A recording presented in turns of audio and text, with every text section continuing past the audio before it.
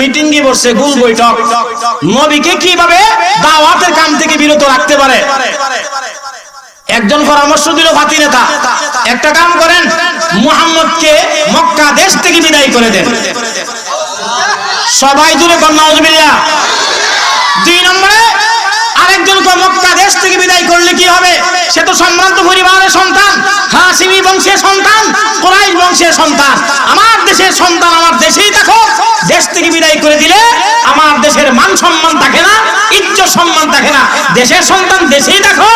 আমার পরামর্শ হইল চার ওয়ালের ভিতরে আবদ্ধ কইরা রাখা হোক, 144 দ্বারা জারি করে দিবে। মক্কার কোনো মানুষ তার সামনে যাইতে পারবে না। যদি না যায় তাহলে কালিমার দাওয়াত দিতে পারবে না। সবাই মূর্তি পূজা করবে। মুহাম্মদের গতিতে চলো, তারে মারার দরকার নাই, থাকো। জেলখানার ভিতরে যাবজ্জীবন জেল। নাউজুবিল্লাহ কর। আরেকজনে শুনো, যাবজ্জীবন জেল দিতে পারো। মুহাম্মদ আল্লাহর পক্ষ থেকে যে তাওহীদের দাওয়াত নিয়ে দুনিয়ায় আগমন হয়েছে, এই দাওয়াত থেকে একটা সেকেন্ডের জন্য মুহাম্মদকে বন্ধ করতে পারবে না। চিৎকার দিয়ে বলেন সুবহানাল্লাহ। আবু জেহেল বড় সর্দার, বড় সিয়ারো বইয়া এখন রায় দিব। পরামর্শ তো শুনছে ফাতি নেতারা পরামর্শ।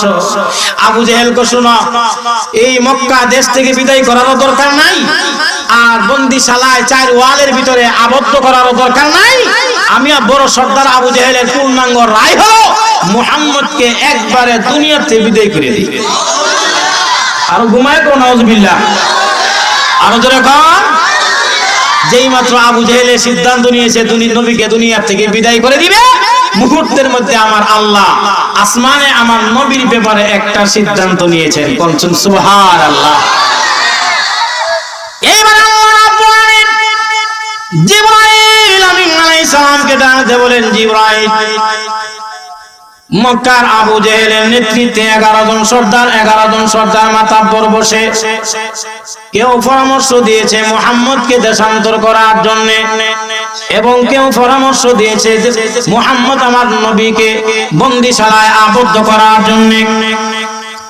আর বড় সর্দার আবু জেহেল সে নিজেই সিদ্ধান্ত দিয়েছে আমার নবীকে দুনিয়া থেকে একবারে চিরবিদায় করে দেওয়ার জন্য। ও জিবরাইল, আসো, তোমাকে আমি একখান আয়াত দেয়া দে, আমার নবীকে সান্ত্বনা দান করার জন্য একখান আয়াত দিয়ে দিলাম।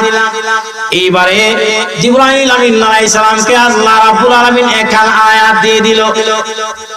এইবার জিবরাইল আমিন আলাইহিস সালাম বিশ্ব নবী রাহমাতুল লিল আলামিনকে বলেন, নবী আল্লাহর হাবিব, মক্কার কোন সর্দার পরামর্শ দিয়েছে আপনাকে দেশান্তর করার জন্য, এবং কেউ পরামর্শ দিয়েছে বন্দিশালায় আবদ্ধ করার জন্য।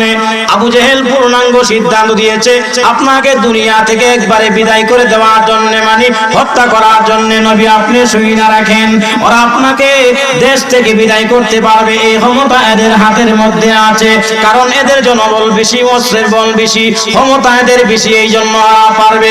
এমনকি ওরা আপনাকে চার ওয়ালের ভিতরে আবদ্ধ করে রাখতে পারবে, এই ক্ষমতা এদের হাতের মধ্যে আছে। এমনকি ওরা আপনাকে রক্তাক্ত করতে পারবে, শরীর থেকে আপনার শরীর থেকে রক্তাক্ত করতে পারবে, এই ক্ষমতা এদের হাতের মধ্যে আছে। কিন্তু এরা আপনাকে দুনিয়া থেকে বিদায় করতে পারবে না। তার কারণ হলো আমার আল্লাহ হলেন আপনার 24 ঘন্টার পাহারাদার। নবীর পাহারাদারকে আল্লাহ ছোট না বড়, দৌলতপুরের সমান না বানিয়া সঙ্গে সমান?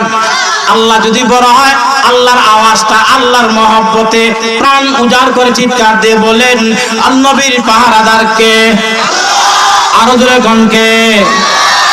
এইবার আল্লাহ রাব্বুল আলামিন ওয়াল্লাহু ইয়াসিমুকা মিনাল আলেম আছে, তাওরাত কিতাবের আলেম আছে, ইনজিল কিতাবের বড় বড় আলেম আছে। ওই আলেমদের কাছে যাব, ওরা আমাদেরকে প্রশ্ন শিখায়া দিবে। যে প্রশ্ন শিখায়া দিলে মুহাম্মদ জবাব দিতে পারবে না, কারণ ওরা শিক্ষিত মানুষ, ওরা তাওরাত কিতাবের আলেম, ইনজিল কিতাবের বড় বড় আলেম। এদের কাছে গেলে ওরা আমাদেরকে প্রশ্ন শিখায়া দিবে। এক পর্যায়ে দুইজনকে পাঠাইলো দ্রুত বানাইয়া। একজনের নাম উকবা ইবনে আবি মুঈত, আরেকজনের নাম নজর ইবনে হারিস। এই দুইজনকে দ্রুত বানায়া পাঠাইছে মদিনাতুল মুনাওয়ারা। এইবারে মদিনাতুল মুনাওয়ারা যাওয়ার পরে বড় বড় দুইজন আলেম আলেমদের কাছে, বিজ্ঞ আলেমদের কাছে গিয়া বলে, বিজ্ঞ আলেমদের কাছে গিয়া বলে যে মুহাম্মদকে আমরা কিভাবে আটকাবো, কোনোভাবেই তো আটকাইতে পারতেছি না, কোনোভাবেই আটকাইতে পারতেছি না, আমাদেরকে কিছু পাইলা দেন। ওই মদিনা দুই আলেমে তিনটা প্রশ্ন শিখায়া দিছে, তিনটা প্রশ্ন শিখায়া দিছে। এক নম্বরে তোমাদের নবী মুহাম্মদকে গিয়া বলবা, তিনটা প্রশ্ন শিখায়া দিছে। আর বলছে তিনটা প্রশ্নের জবাব দিতে পারলে এই মুহাম্মদের কালিমা পড়ে মুসলমান হইবা। আর তিনটা প্রশ্নের জবাব যদি সে না দিতে পারে মুহাম্মদকে বন্ড নবী বলে তোমরা প্রচার করবা। এক নাম্বার প্রশ্ন হইল, এক নাম্বার প্রশ্ন হইল তোমরা মুহাম্মদকে গিয়ে বলবা যে রূহ কাকে বলে, রূহ কাকে বলে, এক নাম্বার। দুই নাম্বার টু, দুই নাম্বার আসহাবে কাহাফের ঘটনাটা কি, আসহাবে কাহাফ ওরা কয়জন ছিল, ওরা কোথায় আত্মগোপন করেছিল, কোন পাহাড়ের গুহায় আত্মগোপন করেছিল, আসহাবে কাহাফ সম্পর্কে প্রশ্ন করবা। তিন নাম্বার এমন একজন বাদশা আছে যে বাদশা পৃথিবীর পূর্ব প্রান্ত থেকে পশ্চিম প্রান্ত পর্যন্ত, সীমান্ত থেকে জনক পর্যন্ত গোটা পৃথিবীটা ভ্রমণ করেছিল, ওই বাদশার নামটা কি, ওই লোকটার নামটা কি। এই তিনটা প্রশ্ন করবা, এই তিনটা প্রশ্ন করবা। কারণ মদিনার বড় বড় আলেম, তৌরাত কিতাবের আলেম, ইনজিল কিতাবের আলেম, ওরা জানতো মুহাম্মদ সাল্লাল্লাহু আলাইহি সাল্লাম কোন ভার্সিটিতে লেখাপড়া করে নাই, কোন ইউনিভার্সিটিতে পড়ে নাই, মুহাম্মদ তো এই তিন প্রশ্নের জবাব দিতে পারবে না। অতএব তিনটা প্রশ্ন শিখায়া দিছে, মক্কার কাফেরদেরকে তিনটা প্রশ্ন শিখায়া দিছে। তিন প্রশ্ন শিখাই দেওয়ার পরে মক্কার কাফেররা নবীর কাছে আইসা, আই হায় মুখের মধ্যে যে কি রস, নবীর কাছে মুহাম্মদ তোমার সাথে ধরে বাবা আমাদের কোন দুশমনি নাই, তুমি ওই আমাদের ছেলে, আমাদের ভাতিজা, আমাদের ভাগনা, তোমার সাথে আমাদের কোনো দুশমনি আসেনি মিয়া। বাবা তিনটা প্রশ্ন করব, যদি জবাব দিতে পারো তাহলে আমরা কালিমা বলে মুসলমান হব, আর যদি তিনটা প্রশ্নের জবাব না দিতে পারো তাহলে তুমি বন্ড নবী। তিনটা প্রশ্ন হাসি হাসি হাসি মুখ দিয়া কয়, আসলে এদের মুখের মধ্যে হাসি, দিলের মধ্যে বিষ, এদের নাম ওই জগদীশ। কথা কোন ঠিক না? এদের মূল উদ্দেশ্য হলো নবীর দাওয়াতের কাম চিরদিনের জন্য বন্ধ করে দেওয়া, এটাই ছিল এদের মূল উদ্দেশ্য। তিনটা প্রশ্ন করছেন, কয়টা প্রশ্ন? কথা বলা কয়টা? তিনটা। আল্লাহ তাআলা এই তিনটা প্রশ্নের জবাব আল্লাহ দিয়েছেন, দুইটা প্রশ্নের জবাব দিয়েছে আল্লাহ এই সূরাতুল কাহাফের মধ্যে আল্লাহ দুইটা জবাব দিয়েছেন, দুইটা প্রশ্নের জবাব এই সূরার মধ্যে দিয়েছেন। 13 নম্বর আয়াত থেকে নিয়ে ধারাবাহিক 82 নম্বর আয়াত, এই সূরার মধ্যে 110টা আয়াত আছে, 110টা আয়াত আছে। 13 নম্বর আয়াত থেকে নিয়ে 82 নম্বর আয়াত পর্যন্ত আল্লাহ দুই নম্বর প্রশ্নের জবাব দিয়েছে। আসহাবে কাহাফের যে প্রশ্নটা, এই প্রশ্নের জবাব দিয়েছে। আর 82 নম্বর আয়াত থেকে নিয়ে শেষ আয়াত পর্যন্ত আল্লাহ 3 নম্বর প্রশ্ন, ওই যে বাদশা আপনার গোটা পৃথিবীটা ভ্রমণ করেছে, ও উনার এই প্রশ্নের জবাবটা দিয়েছে। আর 1 নম্বর প্রশ্নের জবাব এই সূরার মধ্যে না দিয়া এর আগের সূরা বনি ইসরাঈলের ছোট্ট একটা আয়াতের মধ্যে আল্লাহ দিয়ে দিয়েছেন। চিৎকার করে বলেন সুবহানাল্লাহ। কিন্তু নবীজি প্রশ্নের জবাব দিত, তো কি প্রশ্ন, প্রশ্নগুলা কি বলো, তো প্রশ্নগুলা কি? তিনটা প্রশ্নের কথা বলছে নবী কো, ঠিক আছে আগামী কাল দেব। কোন দিন? সবাই দি কথা বলেন রে, আরো জোরে গঞ্জুরে গান ইনশাআল্লাহ। বুঝিনি কথা কয় না, কি কইছে না? ইনশাআল্লাহ বলে নাই, নবীজি বলছেন আগামী কাল দেব।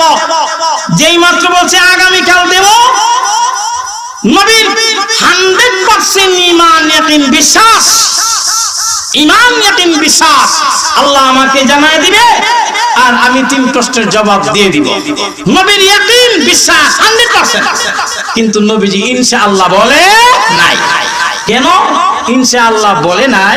এই জন্য আল্লাহ জিবরাইলকে বলল, ও জিবরাইল আমার নবীর কাছে যাইও না, দেখি আমার নবী 3 প্রশ্নের জবাব কেমনে দেয়।